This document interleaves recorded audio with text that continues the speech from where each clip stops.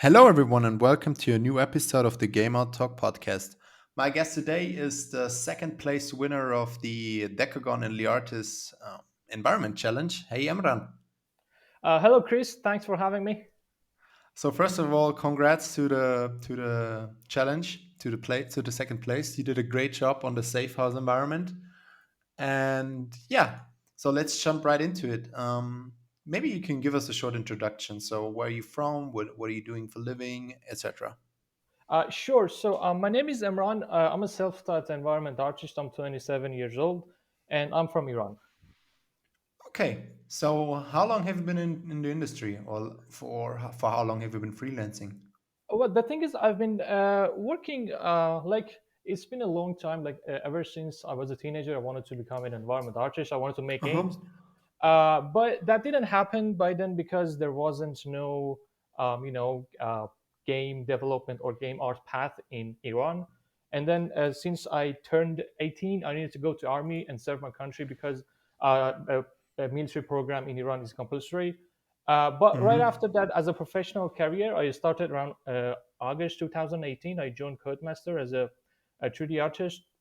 I had the opportunity to work on Grid 2019 and F1 2020 and Mm-hmm. 2021. Mm-hmm.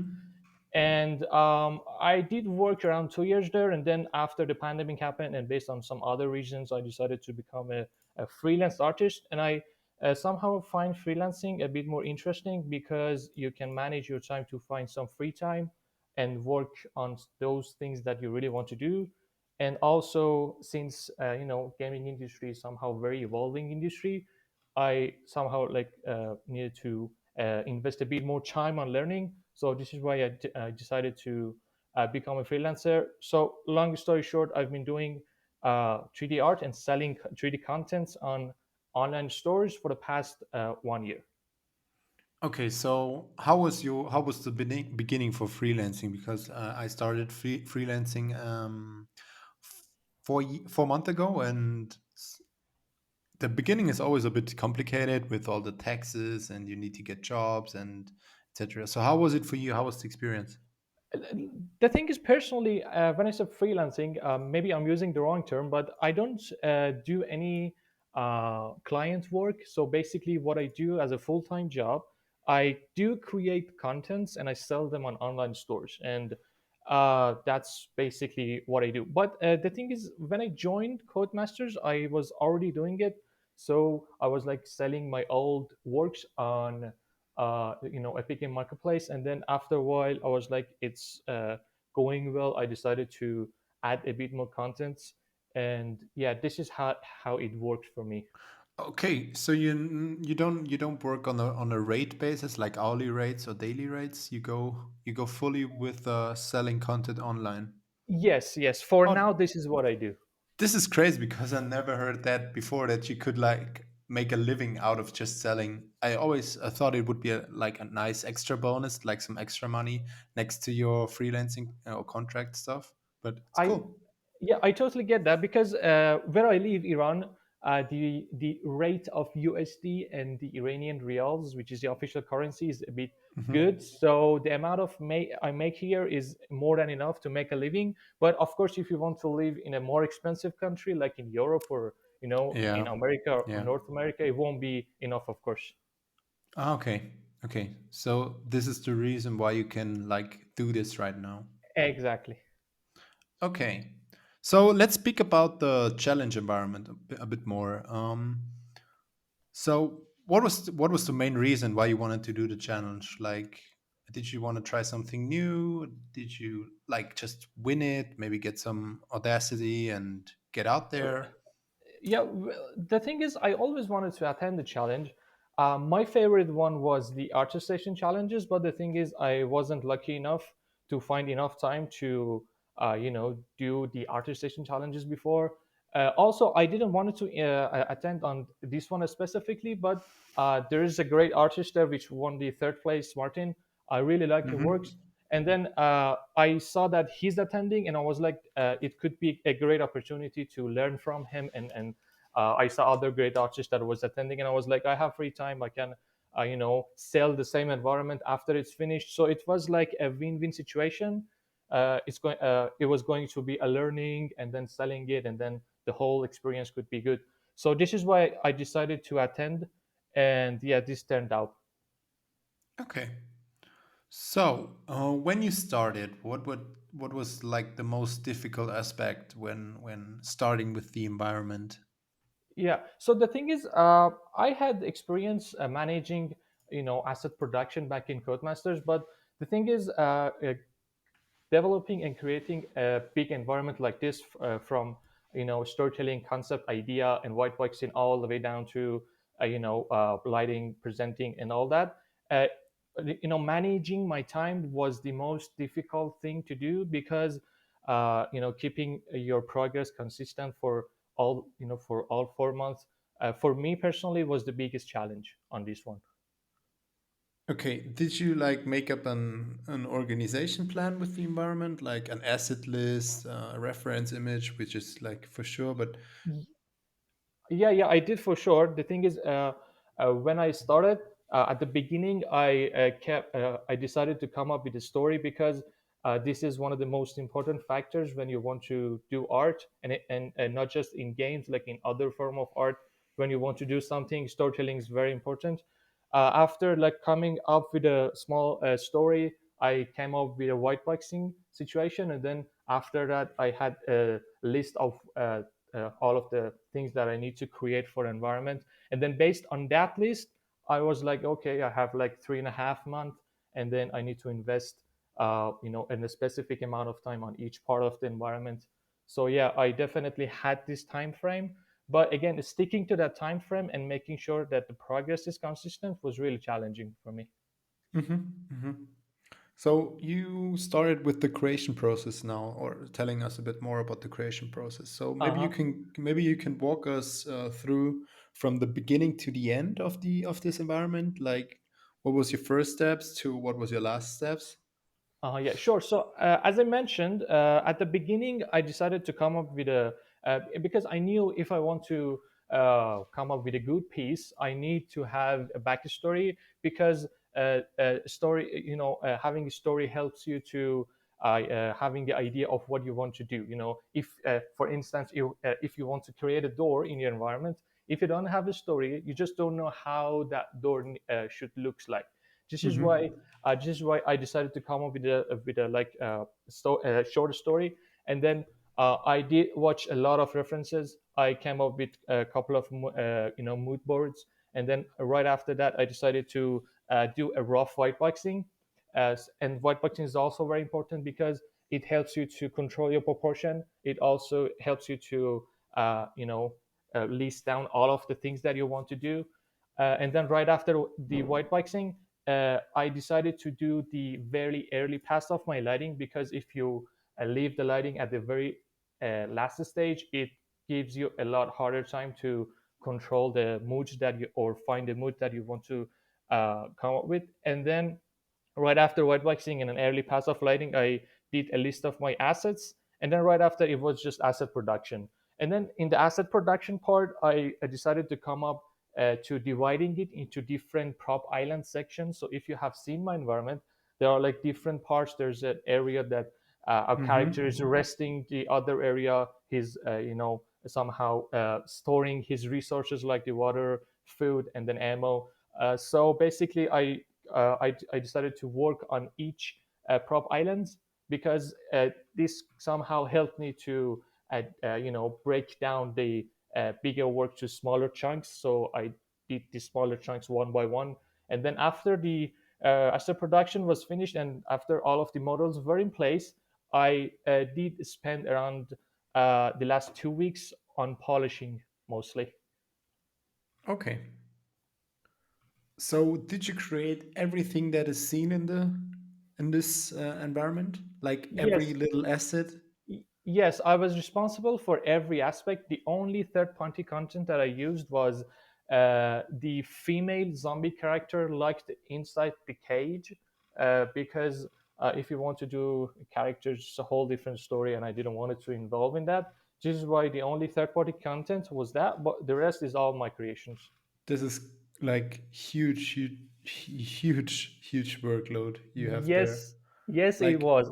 even if you take a look at the weapons, like yeah, some people take they work on a weapon for a month. Maybe they are not detailed, not that detailed, but it, this is it's not, like yeah, it's not that crazy. detailed. It's just, yeah, it's just uh I just wanted to, have a piece that has a story and a lot of details to present.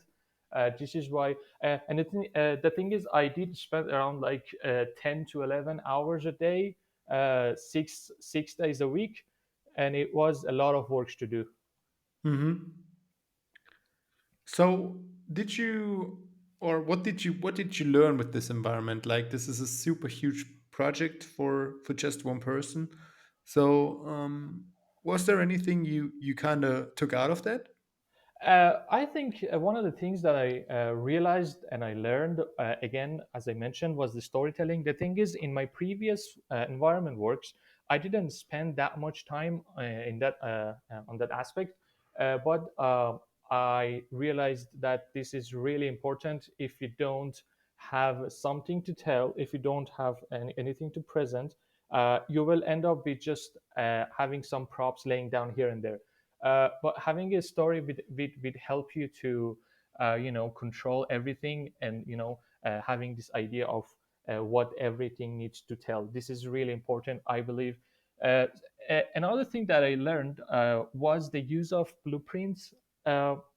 The thing is, Unreal comes with this great feature called Blueprint, that you can use a node-based system to come up with tools. For me, in this environment, it was very helpful. It helped me to come up with some tools to somehow non-destructively place some of the assets, like the pipes or some other props, that helped me a lot. So I think storytelling and the use of blueprints to somehow a bit more uh, using a bit more of non-destructive placement of the assets was really two great things that I learned.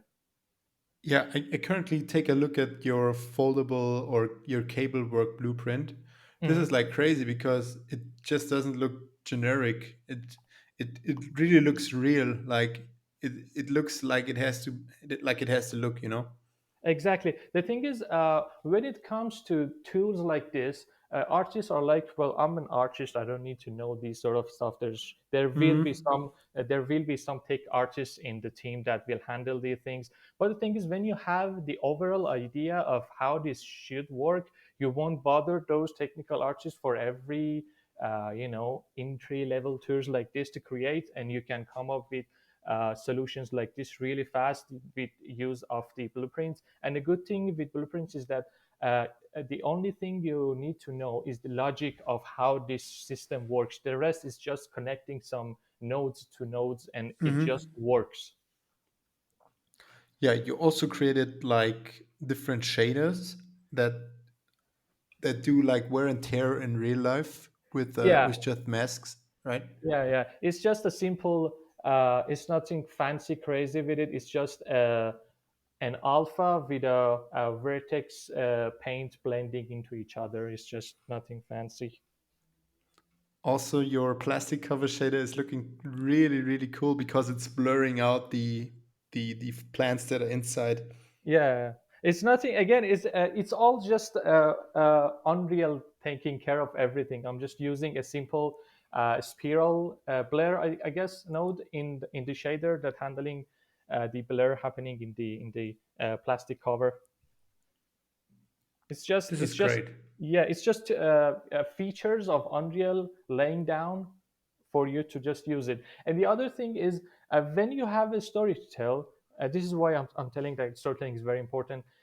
When I wanted to come up with this small piece of greenhouse, I was like, maybe just leaving foliage like this won't be great in such a situation. Maybe he have covered the surrounding greenhouse to avoid some dust and all. This is Hmm. why this could give me an idea of okay, maybe I could place a plastic cover. Now how plastic cover looks, it might look a bit blurry, and then I just looked it up online how this works, and then tada, it's working there. Really, really cool. So Thanks. you would say that stuff like this is also very important when it comes to environment art, right? Exactly.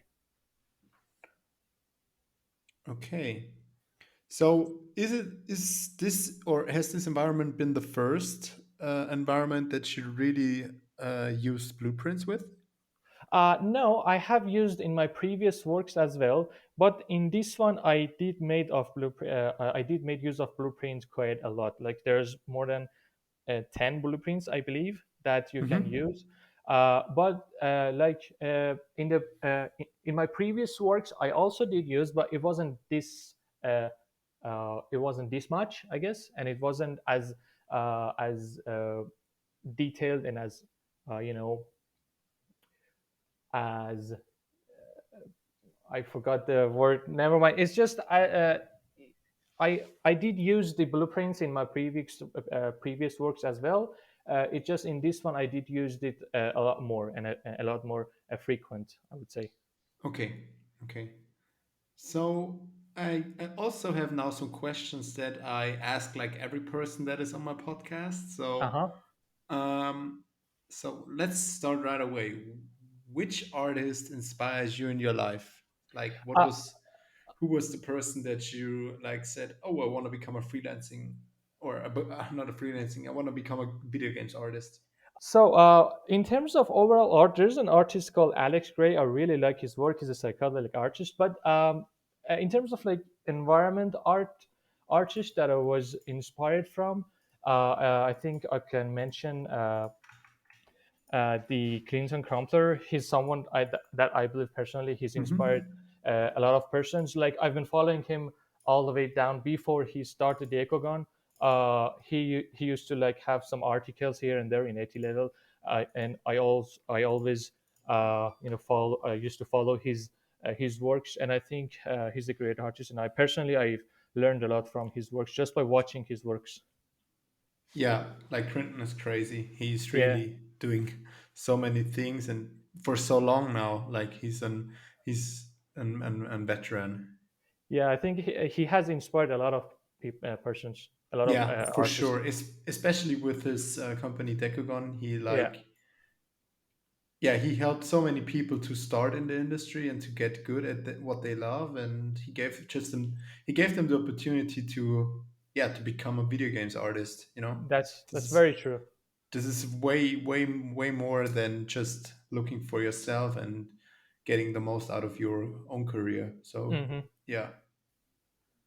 So, which media or like movie, video game, music inspired you in your career? Like, was there a game you played as a kid and that made you to to say like I want to be a video games artist one day?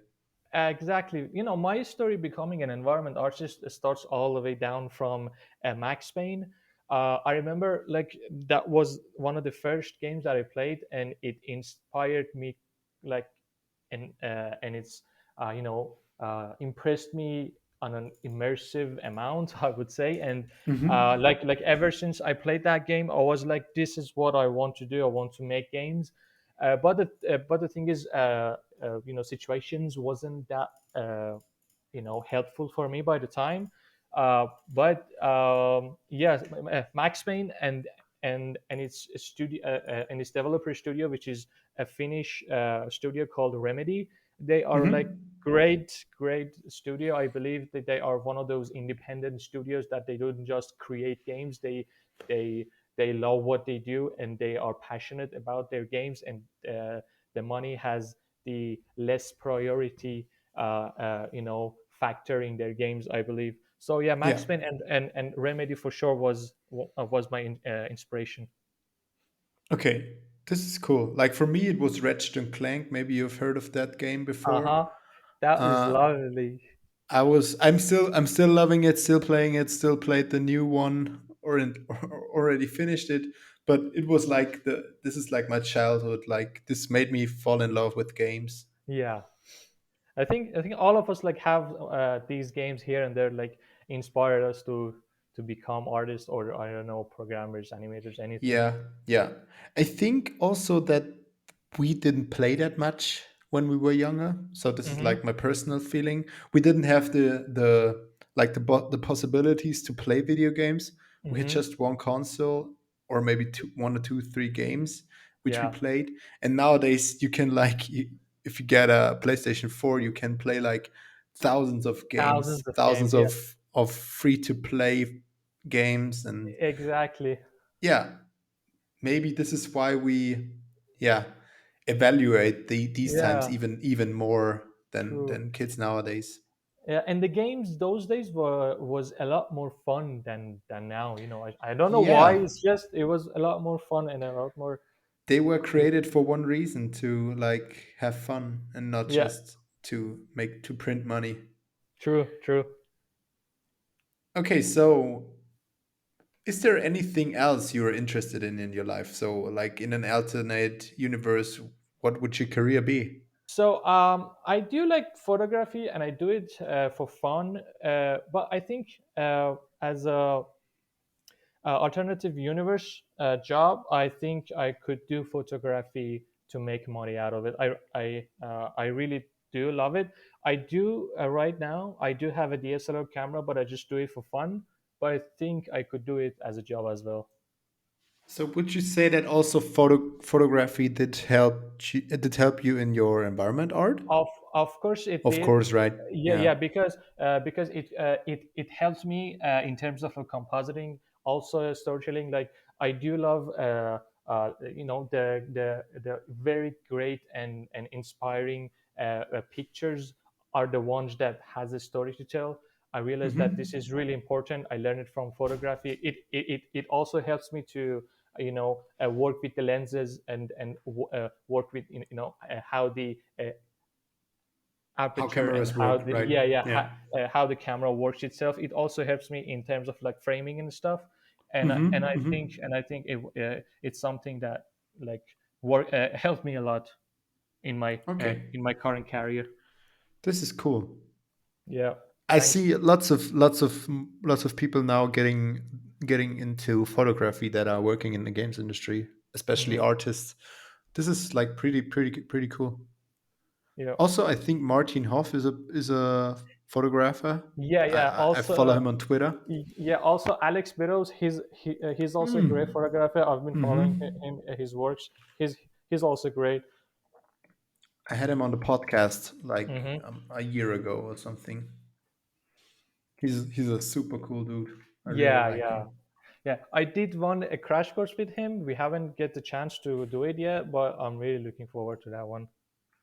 Okay, cool.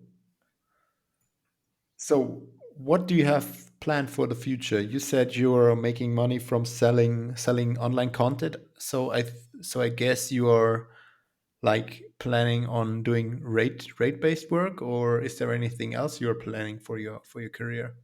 The thing is, I've always wanted to do, environment for independent studio who believe and who love on what they do, and I want to work somewhere that my voice can be heard and I can be involved in different disciplines and different parts. I just don't want to sit and then uh, do tasks like a CPU thread. I want to be involved in the, in an actual triple A story driven game. So I'm planning to join some studios. If I'm lucky and if I can manage it, I might be able to join Remedy. I'm working on it, but as a future plan, I really do like that studio. So you wanna become an in-house artist Uh, at a of company you course, admire, yeah, right? of course, but not in every studio. Somewhere that your voice can be heard, somewhere that you can be involved in the development. You can talk to the designers, you can talk to the art director.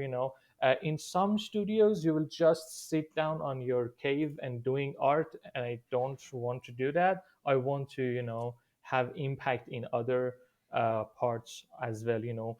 I also want to be I want my work to be inspired from others. I also want to be inspired from others as well. Like I want it to be a two-way road. I just want to, So, yeah, yeah, you don't want to sit down and do your art. You want to be like part of a team, part of the creation exact, process of the yeah, game. yeah, exactly. So this is somehow my, my future plan to join somewhere that their studio culture is based on what I just mentioned. Okay, this is this is like a good way like a good view on your career. Thank you. So are you your currently day-to-day job is like creating stuff or creating content? So what are you like, do you say I want to build this environment or this prop set, or what are you selling? So I'm like since my last work, I'm like I don't want to start anything new for now. I prefer to focus a bit more on my weak spots. I decided to focus a bit more on soft surface and organic modeling. So for now, yeah, this is my plan. But of course, after a while, I will start doing and selling some and some contents again. But for now, I decided to learn a bit more. Okay, so you want to like focus on other aspects of creating art. Exactly. Yeah. Yeah. Yeah. Because I believe as an environment artist, and also since the gaming industry is really evolving, like every 6 months, every 1 year, there's a new workflow. There's something that is being Hmm. updated, and I think like all of us needs to sit down and then spend some time just to learning. So I think for me, this is a good time now. I have some free time, and I think this is somehow the time for me to start learning a bit more now. So you're set for the future, right? Yeah, exactly. Everything can come. Yeah, yeah. This is like, yeah, cool.